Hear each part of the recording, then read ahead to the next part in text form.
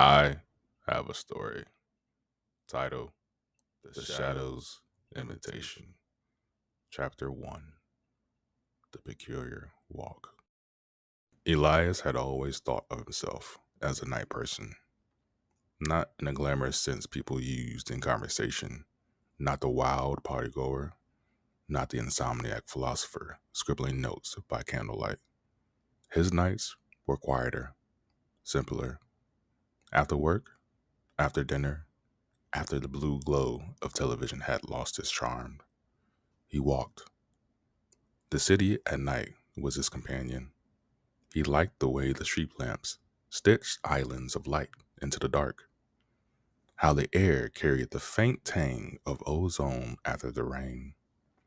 He liked that most people had retreated indoors, that their voices and footsteps had faded into memory, leaving him free to move through the skeleton of the city like a ghost. Elias's route rarely changed. Pine Avenue was his favorite. Broad sidewalks, old sycamores that stretched across the road like clasping hands, and lamps that buzzed faintly with the fatigue of years. He'd walk down Pine, loop through the park, cross the little stone bridge over the pond, and double back. The whole thing took an hour, long enough to quiet his thoughts, short enough to feel manageable. Tonight, the air was cool, clean. A weak crescent moon rested above, its pale light swallowed by the lamp's harsher yellow glow. Elias kept his hands in his pockets, his shoulders hunched, his thoughts wandering toward nothing in particular. It happened under the third lamppost. He stepped into its cone of light and noticed, for the first time in a long time, his shadow. It stretched long and thin before him, distorted across the uneven pavement. Normally, shadows were things he ignored, just background, like the cracks in the sidewalk or the weeds pushing up through them. But something about the shape tugged at his attention. He slowed. The shadow did not. It carried on with one extra step, almost as if it hadn't realized Elias had stopped. The discrepancy was small, but enough to freeze him in place. He tested it, lifted his right arm, slowly, cautiously. The shadow lifted its right arm too, but not with the same sharpness. It wasn't mirroring, it was moving, loosely, casually, like a man waving at a friend. Elias's breath hitched. He took a half step back.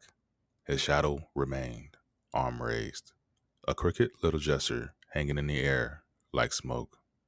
Then, with an awful stillness, the shadow tilted its head. Not his head, not his angle. The movement was its own. The world shrank. The lamp above buzzed louder, like a swarm of flies. The air felt tighter, colder. Elias stood, rooted, watching. Then it spoke. Hello. The voice was low, warm, friendly even. It came not from his ears, but from inside his head, as though the word had been whispered into his bones. Elias stumbled backward, his shoulder striking the pole of the lamp. What? His throat locked, the word breaking into silence. The shadow raised both its hands in a gesture of peace. The familiar outline of his fingers stretched impossibly long.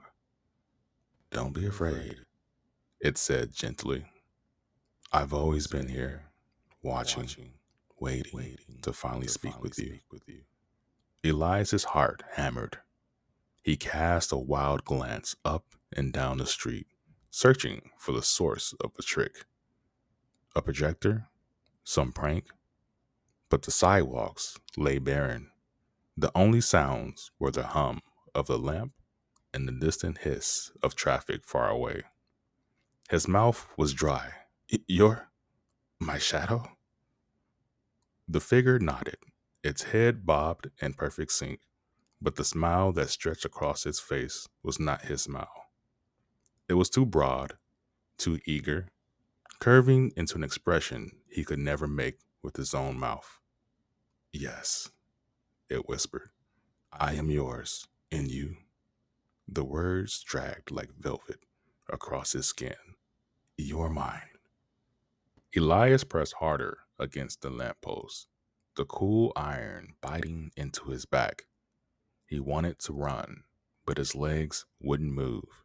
He wanted to scream, but no sound came. The shadow stepped closer, or seemed to, though it never left the ground. Its edges darkened, thickened, until it was no longer a flimsy smear of black, but a presence, a shape with weight. You don't need to be afraid, it said, softer now, coaxing. You're always so alone out here, Elias. I see it, I feel it, but you'll never walk alone again.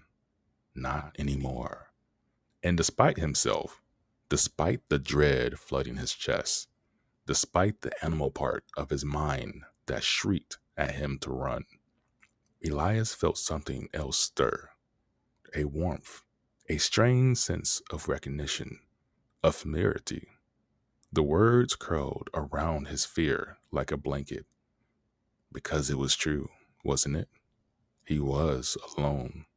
His walks were solitary, his apartment silent. Friends had grown distant, family farther still. He'd built his life small, safe, quiet, and lonely.